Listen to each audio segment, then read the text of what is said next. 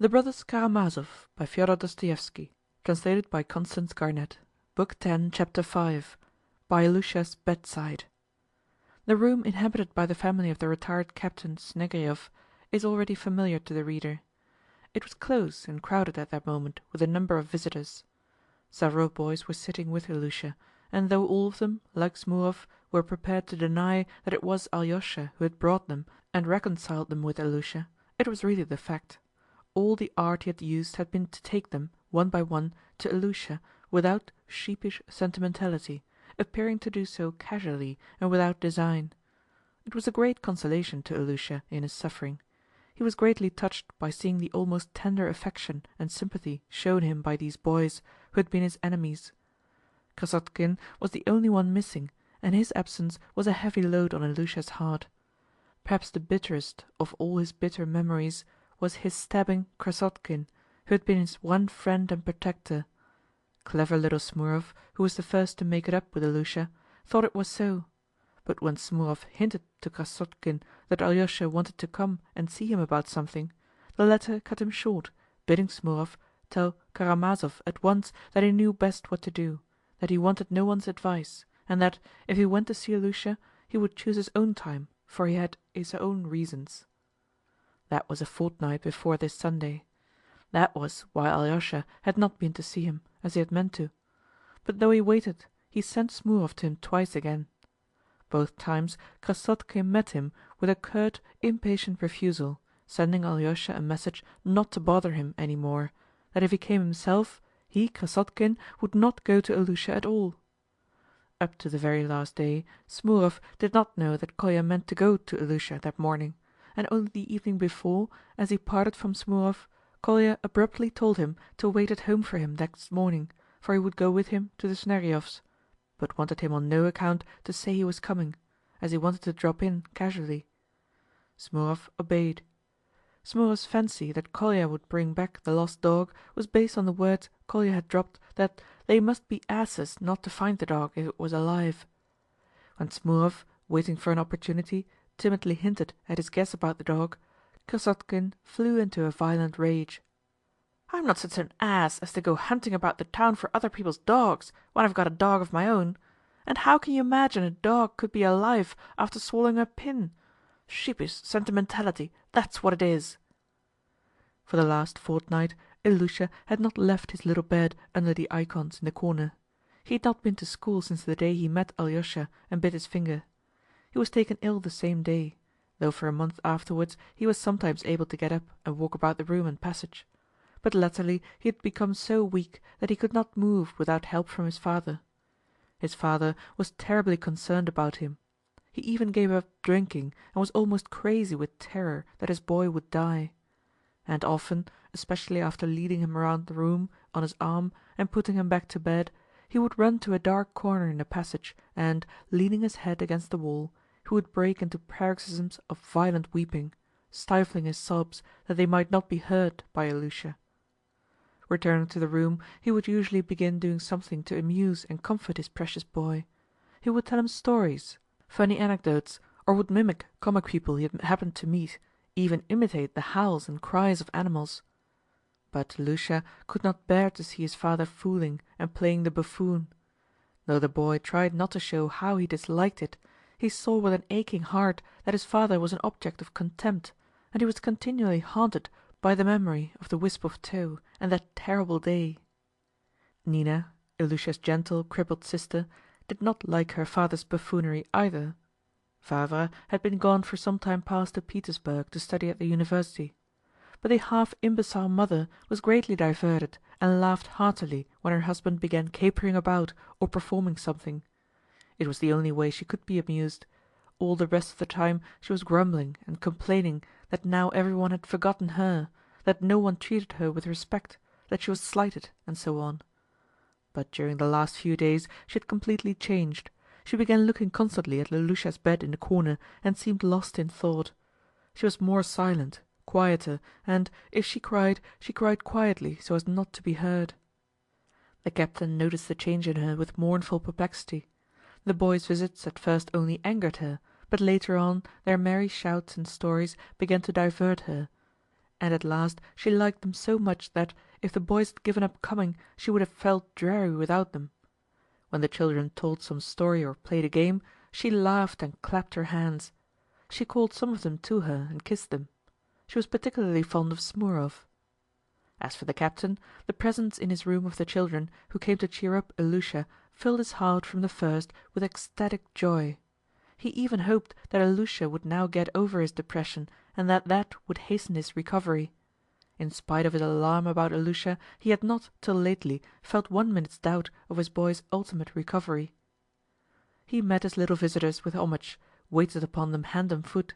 He was ready to be their horse and even began letting them ride on his back, but Ilusha did not like the game and it was given up. He began buying little things for them, gingerbread and nuts, gave them tea and cut them sandwiches. It must be noted that all this time he had plenty of money. He had taken the 200 roubles from Katerina Ivanovna just as Ilusha had predicted he would. And afterwards Katerina Ivanovna, learning more about their circumstances and Ilusha's illness, visited them herself, made the acquaintance of the family, and succeeded in fascinating the half-imbecile mother.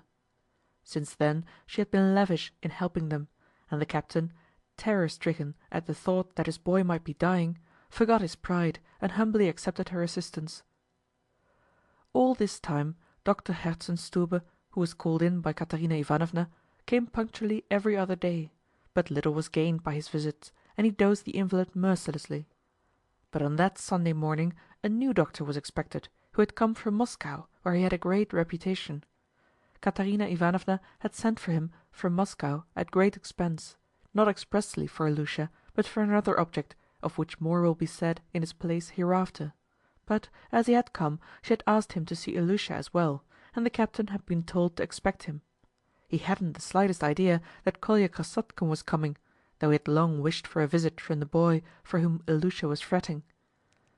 At the moment when Krasotkin opened the door and came into the room, the captain and all the boys were round Ilusha's bed, looking at a tiny mastiff pup, who had only been born the day before, though the captain had bespoken it a week ago to comfort and amuse Ilusha, who was still fretting over the lost and probably dead Zhutchka.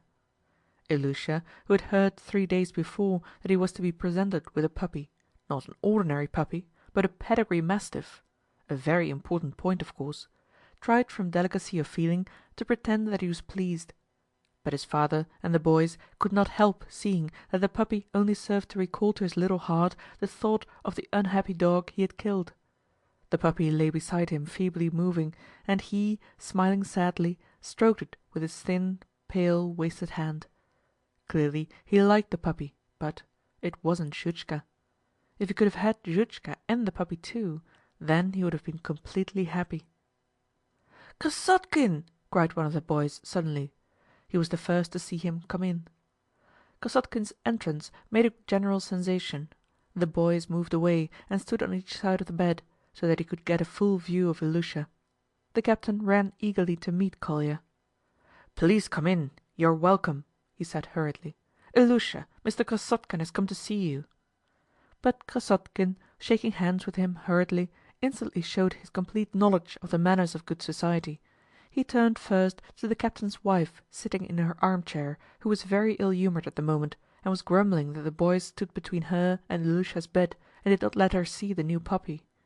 With the greatest courtesy he made her a bow, scraping his foot, and turning to Nina he made her, as the only other lady present, a similar bow. This polite behaviour made an extremely favourable impression on the deranged lady. "There, you can see at once he is a young man that has been well brought up," she commented aloud, throwing up her hands. "But as for our other visitors, they come in one on the top of another." "How do you mean, Mamma, one on the top of another? How is that?" muttered the captain affectionately, though a little anxious on her account. "That's how they ride in. They get on each other's shoulder in the passage and prance in like that on a respectable family. Strange sort of visitors." "But who's come in like that, Mamma?" "Why, that boy came in riding on that one's back, and this one on that one's." Kolya was already by Ilusha's bedside. The sick boy turned visibly paler. He raised himself in the bed and looked intently at Kolya. Kolya had not seen his little friend for 2 months, and he was overwhelmed at the sight of him. He had never imagined that he would see such a wasted, yellow face, such enormous, feverishly glowing eyes, and such thin little hands. He saw, with grieved surprise, Ilusha's rapid, hard breathing and dry lips. He stepped close to him, held out his hand, and, almost overwhelmed, he said, "Well, old man, how are you?" But his voice failed him. He couldn't achieve an appearance of ease. His face suddenly twitched and the corners of his mouth quivered. Ilusha smiled a pitiful little smile, still unable to utter a word. Something moved Kolya to raise his hand and pass it over Ilusha's hair. "Never mind," he murmured softly to him to cheer him up, or perhaps not knowing why he said it. For a minute they were silent again. "Hello, so you've got a new puppy?" Kolya said suddenly, in a most callous voice. "Yes," answered Ilusha in a long whisper, gasping for breath. "A black nose, that means he'll be fierce, a good house dog," Kolya observed gravely and stolidly, as if the only thing he cared about was the puppy and its black nose. But in reality he still had to do his utmost to control his feelings not to burst out crying like a child, and do what he would, he could not control it. "When it grows up, you'll have to keep it on the chain, I'm sure." "He'll be a huge dog," cried one of the boys. "Of course he will. A mastiff, large, like this, as big as a calf," shouted several voices. "As big as a calf, as a real calf," chimed in the captain. "I got one like that on purpose, one of the fiercest breed, and his parents are huge and very fierce. They stand as high as this from the floor. Sit down here on Ilusha's bed, or here on the bench. You are welcome, we've been hoping to see you a long time. You were so kind as to come with Alexei Fyodorovitch?" Krasotkin sat on the edge of the bed at Ilusha's feet. Though he had perhaps prepared a free and easy opening for the conversation on his way, now he completely lost the thread of it. "No, I came with Perezvon. I've got a dog now called Perezvon, a Slavonic name. He's out there. If I whistle he'll run in. I've brought a dog too," he said, addressing Ilusha all at once. "Do you remember Zhutska, old man?" He suddenly fired the question at him. Ilusha's little face quivered. He looked with an agonized expression at Kolya. Alyosha, standing at the door, frowned and signed to Kolya not to speak of Zhutska, but he did not or would not notice. "Where is Zhutska?" Ilusha asked in a broken voice. "Oh well, my boy, your Zhutska's lost and done for." Ilusha did not speak, but he fixed an intent gaze once more on Kolya. Alyosha, catching Kolya's eye, signed to him vigorously again, but he turned away his eyes, pretending not to have noticed. "It must have run away and died somewhere. It must have died after a meal like that," Kolya pronounced pitilessly, though he seemed a little breathless. "But I've got a dog, Perezvon, a Slavonic name. I've brought him to show you." "I don't want him," said Alyosha suddenly. No, you really must see him. It will amuse you. I brought him on purpose. He's the same sort of shaggy dog. You allow me to call in my dog, madam?" He suddenly addressed Madame Snegiryov, with an inexplicable excitement in his manner. "I don't want him! I don't want him!" cried Ilusha with a mournful break in his voice. There was a reproachful light in his eyes. "You'd better." The captain started up from the chest by the wall on which he had just sat down. "You'd better... another time," he muttered. But Kolya could not be restrained. He hurriedly shouted to Smurov, "Open the door!" and as soon as it was open he blew his whistle. Perezvon dashed headlong into the room. "Jump, Perezvon, beg, beg!" shouted Kolya, jumping up, and the dog stood erect on its hind legs by Ilusha's bedside. What followed was a surprise to everyone. Ilusha started, lurched violently forward, bent over Perezvon and gazed at him, faint with suspense. "It's Zhutchka!" he cried suddenly, in a voice breaking with joy and suffering. "And who did you think it was?" Krasotkin shouted with all his might, in a ringing, happy voice, and bending down he seized the dog and lifted him up to Ilusha. "Look, old man, you see, blind of one eye, and the left ear is torn. just the marks you described to me. It was by that I found him. I found him directly. He did not belong to anyone," he explained, to the captain, to his wife, to Alyosha, and then again to Ilusha. "He used to live in the Fedotovs' backyard. Though he made his home there, they did not feed him. He was a stray dog that had run away from the village. I found him. You see, old man, he couldn't have swallowed what you gave him. If he had, he must have died. He must have. So he must have spat it out, since he is alive. You did not see him do it. But the pin pricked his tongue. That's why he squealed. He ran away squealing, and you thought he'd swallowed it. He might well squeal, because the skin of dogs' mouths is so tender. Tenderer than in man, much tenderer," Kolya cried impetuously, his face glowing and radiant with delight. Ilusha could not speak. White as a sheet, he gazed open-mouthed at Kolya, with his great eyes almost starting out of his head. And if Kosotkin, who had no suspicion of it, had known what a disastrous and fatal effect such a moment might have on the sick child's health, nothing would have induced him to play such a trick on him. But Alyosha was perhaps the only person in the room who realized it. As for the captain, he behaved like a small child. "Zhutchka! It's Zhutchka!" he cried in a blissful voice. "Ilusha, this is Zhutchka! You're Zhutchka! Mamma, this is Zhutchka!" He was almost weeping. "And I never guessed!" cried Smurov regretfully. "Bravo, Krasotkin! I said he'd find the dog, and here he's found him." "Here he's found him!" another boy repeated gleefully. "Krasotkin's a brick!" cried a third voice. "He's a brick! He's a brick!" cried the other boys, and they began clapping. "Wait, wait!" Krasotkin did his utmost to shout above them all. "I'll tell you how it happened, that's the whole point. I found him, I took him home and hid him at once. I kept him locked up at home and did not show him to anyone till today. Only Smurov has known for the last fortnight, but I assured him this dog was called Perezvon, and he did not guess. And meanwhile I taught the dog all sorts of tricks. You should only see all the things he can do. I trained him so as to bring you a well-trained dog, in good condition, old man, so as to be able to say to you, 'See, old man, what a fine dog your Zhutchka is now.' Haven't you a bit of meat? He'll show you a trick that will make you die with laughing. A piece of meat, haven't you got any?" The captain ran across the passage to the landlady, where their cooking was done. Not to lose precious time, Kolya, in desperate haste, shouted to Perezvon, "Dead!" And the dog immediately turned round and lay on his back, with its 4 paws in the air. The boys laughed. Ilyusha looked on with the same suffering smile, but the person most delighted with the dog's performance was Mamma. She laughed at the dog and began snapping her fingers and calling it "Perezvon! Perezvon!" "Nothing will make him get up, nothing!" Kolya cried triumphantly, proud of his success. "He won't move for all the shouting in the world, but if I call to him, he'll jump up in a minute. Ici, Perezvon!" The dog leapt up and bounded about, whining with delight. The captain ran back with a piece of cooked beef. "Is it hot?" Kolya inquired hurriedly, with a businesslike air, taking the meat. "Dogs don't like hot things. No, it's all right. Look, everybody! Look, Ilyusha! Look, old man! Why aren't you looking? He does not look at him, now I've brought him."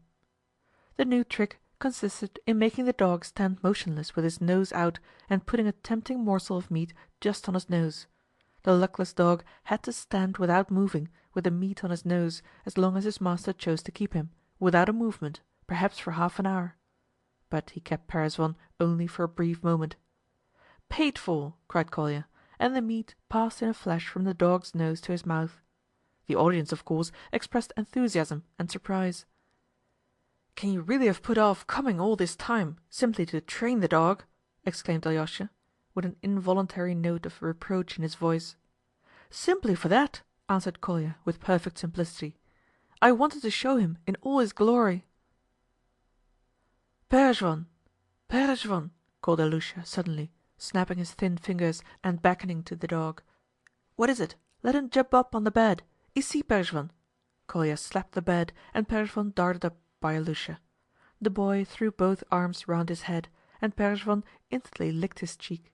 Ilusha crept close to him, stretched himself out in bed, and hid his face in the dog's shaggy coat. "Dear, dear!" kept exclaiming the captain. Kolya sat down again on the edge of the bed. Ilusha, I can show you another trick. I've brought you a little cannon. You remember I told you about it before, and you said how much you'd like to see it. Well, here, I've brought it to you." And Kolya hurriedly pulled out of his satchel the little bronze cannon. He hurried because he was happy himself. Another time he would have waited till the sensation made by Perezvon had passed off. Now he hurried on, regardless of all consideration. "You're all happy now," he felt, "so here's something to make you happier." He was perfectly enchanted himself. "I've been coveting this thing for a long while. It's for you, old man, it's for you. It belonged to Morozov. It was no use to him. He had it from his brother. I swapped a book from father's bookcase for it, A Kinsman of Mohammed, or Salutary Folly, a scandalous book published in Moscow 100 years ago, before they had any censorship.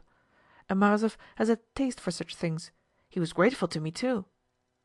Kolya held the cannon in his hand so that all could see and admire it. Ilusha raised himself, and, with his right arm still round the dog, he gazed enchanted at the toy. The sensation was even greater when Kolya announced that he had gunpowder too, and that it could be fired off at once. "If it won't alarm the ladies." Mamma immediately asked to look at the toy closer, and her request was granted. She was much pleased with the little bronze cannon on wheels, and began rolling it to and fro on her lap. She readily gave permission for the cannon to be fired, without any idea of what she had been asked. Kolya showed the powder and the shot. The captain, as a military man, undertook to load it, putting in a minute quantity of powder. He asked that the shot might be put off till another time. The cannon was put on the floor, aiming towards an empty part of the room.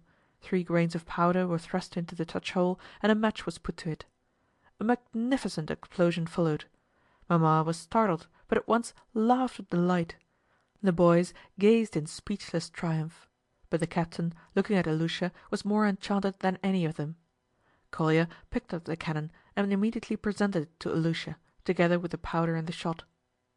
"I got it for you, for you. I've been keeping it for you a long time," he repeated once more in his delight. "Oh, give it to me! No, give me the cannon!" Mamma began begging like a little child. Her face showed a piteous fear that she would not get it. Kolya was disconcerted. The captain fidgeted uneasily. "Mamma, Mamma!" he ran to her. "The cannon's yours, of course, but let Ilusha have it, because it's a present to him, but it's just as good as yours. Ilusha will always let you play with it. It shall belong to both of you, both of you." "No, I don't want it to belong to both of us. I want it to be mine altogether, not Ilusha's," persisted Mamma, on the point of tears. "Take it, mother. Here, keep it," Ilusha cried. "Krasotkin, may I give it to my mother?" He turned to Krasotkin with an imploring face, as though he were afraid he might be offended at his giving his present to someone else. "Of course you may," Krasotkin assented heartily, and, taking the cannon from Ilusha, he handed it himself to Mamma with a polite bow. She was so touched that she cried. "Ilusha, darling, he's the one who loves his Mamma," she said tenderly, and at once began wheeling the cannon to and fro on her lap again. "Mamma, let me kiss your hand." The captain darted up to her at once and did so. "And I never saw such a charming fellow as this nice boy," said the grateful lady, pointing to Krasotkin. "And I'll bring you as much powder as you like, Ilusha. We make the powder ourselves, you know. Borovikov found out how it's made. 24 parts of saltpeter, 10 of sulphur, and 6 of birchwood charcoal. It's all pounded together, mixed into a paste with water, and rubbed through a tammy sieve. That's how it's done." "Smuov told me about your powder, only father says it's not real gunpowder," responded Ilusha. "Not real?" Kolya flushed. "It burns? I don't know, of course." "No, I didn't mean that," put in the captain with a guilty face. "I only said that real powder is not made like that, but that's nothing. It can be made so." "I don't know. You know best. We lighted some in a pomatum pot. It burned splendidly. It all burned away, leaving only a tiny ash. But that was only the paste, and if you rub it through... But of course you know best. I don't know. And Belkin's father thrashed him on account of our powder. Did you hear?" He turned to Ilusha. "We had prepared a whole bottle of it, and he used to keep it under his bed. His father saw it. He said it might explode, and thrashed him on the spot. He was going to make a complaint against me to the masters. He's not allowed to go about with me now. No one is allowed to go about with me now. Smurov is not allowed to either. I've got a bad name with everyone. They say I'm a desperate character." Kolya smiled scornfully. "It all began from what happened on the railway." "Ah, we've heard of that exploit of yours too," cried the captain. "How could you lie still on the line? Is it possible you weren't the least afraid, lying there under the train? Weren't you frightened?" The captain was abject in his flattery of Kolya. "Not particularly," answered Kolya carelessly. "What's blasted my reputation more than anything here was that cursed goose," he said, turning again to Alusha. But though he assumed an unconcerned air as he talked, he still could not control himself and was continually missing the note he tried to keep up. "Ah, I heard about the goose," Alusha laughed, beaming all over. "They told me, but I didn't understand. Did they really take you to the court?" "The most stupid, trivial affair. They made a mountain of a molehill, as they always do," Kolya began carelessly. "I was walking through the marketplace here one day, just when they'd driven in the geese. I stopped and looked at them. All at once a fellow, who is an errand boy at Plotnikov's now, looked at me and said, 'What are you looking at the geese for?' I looked at him. He was a stupid moon-faced fellow of 20. I'm always on the side of the peasantry, you know. I like talking to the peasants. We've dropped behind the peasants. That's an axiom. I believe you're laughing, Karamazov." "No, heaven forbid, I'm listening," said Alyosha with a most good-natured air, and the sensitive Kolya was immediately reassured. "My theory, Karamazov, is clear and simple," he hurried on again, looking pleased. "I believe in the people and am always glad to give them their due, but I'm not for spoiling them. That is a sine qua non. But I was telling you about the goose. So I turned to the fool and answered, 'I'm wondering what the goose thinks about.' He looked at me quite stupidly. 'And what does the goose think about?' he asked. 'Do you see that cart full of oats?' I said. 'The oats are dropping out of the sack, and the goose has put its neck right under the wheel to gobble them up, do you see?' 'I see that quite well,' he said. 'Well,' said I, 'if that cart were to move on a little, will it break the goose's neck or not?' 'It'd be sure to break it,' and he grinned all over his face, highly delighted. 'Come on then,' said I, 'let's try.' 'Let's,' he said, and it did not take us long to arrange. He stood at the bridle without being noticed, and I stood on one side to direct the goose. And the owner wasn't looking, he was talking to someone, so I had nothing to do. The goose thrust its head in after the oats of itself, under the cart, just under the wheel. I winked at the lad, he tugged at the bridle, and crack! The goose's neck was broken in half. And, as luck would have it, all the peasants saw us at that moment, and they kicked up a shindy at once. 'You did that on purpose.' 'No, not on purpose.' 'Yes, you did, on purpose.' Well, they shouted, 'Take him to the justice of the peace.' They took me too. 'You were there too,' they said. 'You helped. You are known all over the market.' And, for some reason, I really am known all over the market," Kolya added conceitedly. "We all went off to the justices. They brought the goose too. The fellow was crying in a great funk, simply blubbering like a woman. And the farmer kept shouting that you could kill any number of geese like that. Well, of course, there were witnesses. The justice of the peace settled it in a minute, that the farmer was to be paid a rouble for the goose, and the fellow to have the goose. And he was warned not to play such pranks again. And the fellow kept blubbering like a woman. 'It wasn't me,' he said. 'It was he egged me on,' and he pointed to me. I answered with the utmost composure that I hadn't egged him on, that I simply stated the general proposition, had spoken hypothetically. The justice of the peace smiled and was vexed with himself once for having smiled. 'I'll complain to your masters of you, so that for the future you mayn't waste your time on such general propositions, instead of sitting at your books and learning your lessons.' He didn't complain to the masters, that was a joke, but the matter noised abroad and came to the ears of the masters. Their ears are long, you know. The classical master, Kolbasnikov, was particularly shocked about it, but Dardanilov got me off again. But Kolbasnikov is savage with everyone now, like a green ass. Did you know, Alyosha, he's just married, got a dowry of 1,000 roubles, and his bride's a regular fright of the first rank and the last degree. The third-class fellows wrote an epigram on it. Astounding news has reached the class. Kolbasnikov has been an ass. And so on. Awfully funny. I'll bring it to you later on. I say nothing against Danielov. He's a learned man. There's no doubt about it. I respect men like that, and it's not because he stood up for me. But you took him down about the founders of Troy, Smurov put in suddenly, proud of Kosotkin at such a moment. He was particularly pleased with the story of the goose. Did you really take him down? The captain inquired in a flattering way. On the question who founded Troy? We heard of it. Ilusha told me about it at the time. He knows everything, father.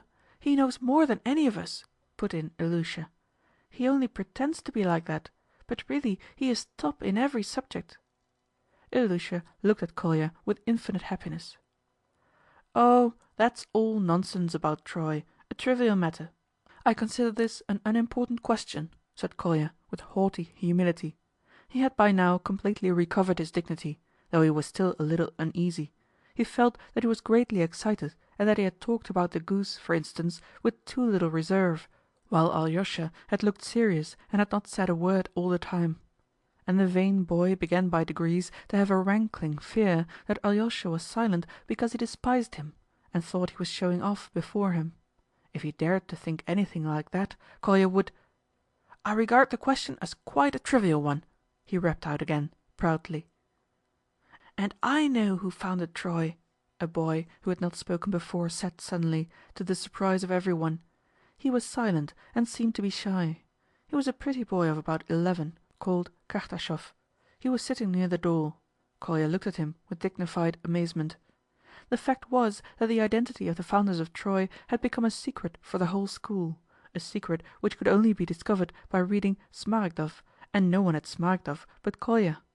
One day, when Kolya's back was turned, Kartashov hastily opened Smaragdov, which lay among Kolya's books, and immediately lighted on the passage relating to the foundation of Troy. This was a good time ago, but he felt uneasy and could not bring himself to announce publicly that he too knew who had founded Troy, afraid of what might happen and of Kosotkin's somehow putting him to shame over it. But now he couldn't resist saying it.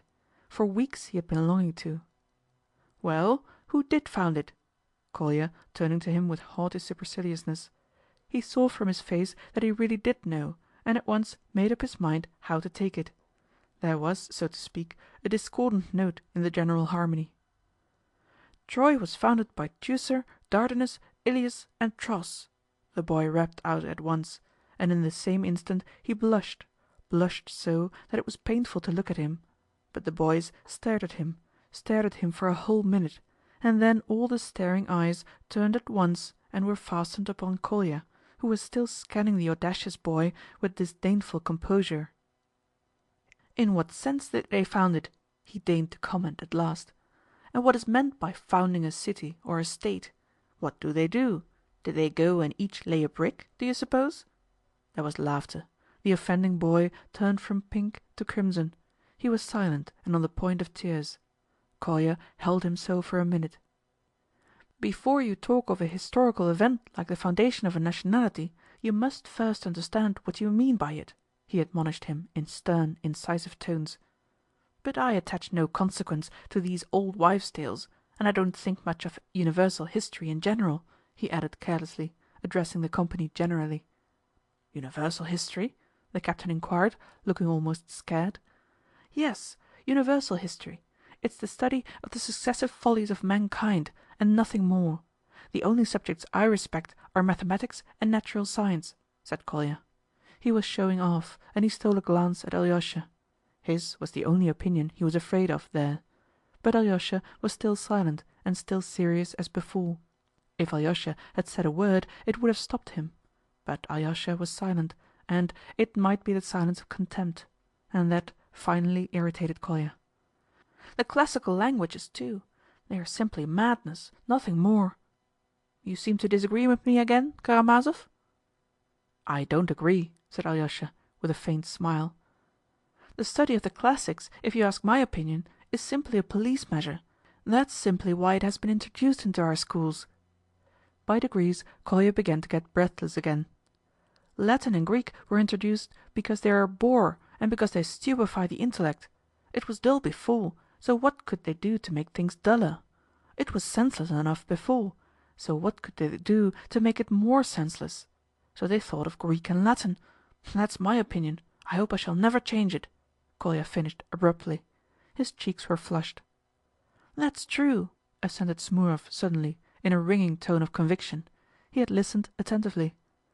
"And yet he is first in Latin himself," cried one of the group of boys suddenly. "Yes, father, he says that, and yet he is first in Latin," echoed Ilyusha. "What of it?" Kolya thought fit to defend himself, though the praise was very sweet to him. "I'm fagging away at Latin because I have to, because I promised my mother to pass my examination, and I think that whatever you do, it's worth doing it well. But in my soul I have a profound contempt for the classics and all that fraud. You don't agree, Karamazov?" "Why fraud?" Alyosha smiled again. "Well, all the classical authors have been translated into all languages, so it was not for the sake of studying the classics they introduced Latin, but solely as a police measure, to stupefy the intelligence. So what can one call it but a fraud?" "Why, who taught you all this?" cried Alyosha, surprised at last. "In the first place, I am capable of thinking for myself without being taught. Besides, what I said just now about the classics being translated, our teacher Kolbasnikov has said to the whole of the third class." "The doctor has come," cried Nina, who had been silent till then.